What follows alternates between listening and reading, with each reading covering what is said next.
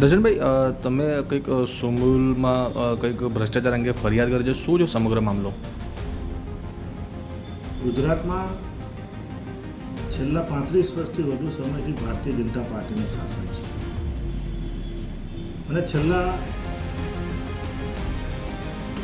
ઘણા સમયથી સહકારી સંસ્થામાં મેન્ડેટવાળા પ્રમુખ આવ્યા પછી આખુતશાહી કોઈપણ જાતના નીતિ નિયમોનું પાલન ન કરવું અને પોતાના સ્વાર્થ માટે કોઈપણ પ્રકારના નિર્ણય કરવા એ પરિસ્થિતિનું દરેક સહકારી સંસ્થામાં નિર્માણ થયું છે.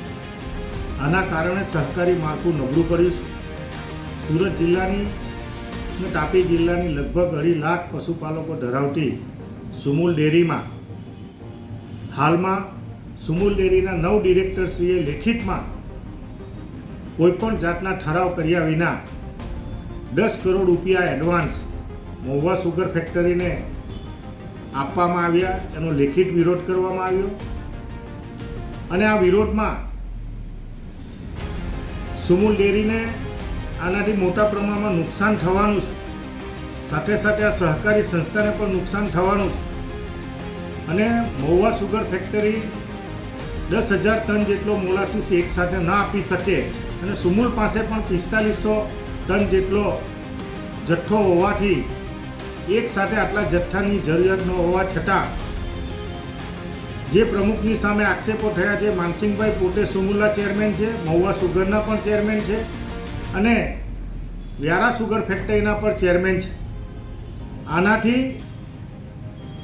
કોઈપણ પ્રકારનું ગુજરાત સરકાર અને કેન્દ્ર સરકારનો જે નીતિ નિયમ છે કે ઈ ટેન્ડર કરીને 5 લાખથી વધુનું ટેન્ડર પાડવાનું હોય તે છતાં પણ કોઈપણ પ્રકારનું ટેન્ડરિંગ કર્યા વિના પોતાની માનીતી પોતાની રીતે સ્વેચ્છાએ કોઈપણ પ્રકારના બીજી અન્ય સુગર ફેક્ટરી પાસે કોઈપણ ટેન્ડરની જોગવાઈ ભાવો કોઈ મંગાવવામાં ન આવ્યા હતા. એટલે સમગ્ર બાબતની ફરિયાદ સુમુલના ડિરેક્ટરો કરી. આ અનુસંધાનમાં માન્ય રજિસ્ટ્રારને મેં વિનંતી કરીને પત્ર લખ્યો છે કે જે આક્ષેપો કરવામાં આવ્યા છે એ હકીકતમાં સાચા છે, પુરાવાની સાથે એના કાગળની સાથે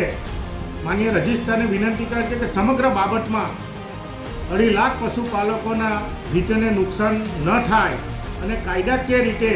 જે એનું ઉલ્લંઘન કરવામાં આવ્યું છે, સહકારી કાયદાના નીતિ નિયમનું પાલન કરવામાં નથી આવ્યું, આ સમગ્ર બાબતની ફરિયાદ માન્ય રજિસ્ટ્રારને કરીને કલમ 76, કલમ 86 અને 93 હેઠળ જે કોઈ અધિકારી જવાબદાર હોય એ અધિકારીની સામે પણ પગલાં લઈ સહકારી માળખાના જે નીતિ નિયમો છે અને રાજ્ય સરકારના અને કેન્દ્ર સરકારના જે પરિપત્ર છે એ પરિપત્રનો અમલ કરવામાં આવે. આવનારા દિવસોમાં સુમુલના સંચાલકો આ બાબતમાં જો પગલાં ન લે તો કાયદાકીય રીતે અને ગાંધી ચિંધ્યા માર્ગે પણ લડત કરવાની મારી તૈયારી છે.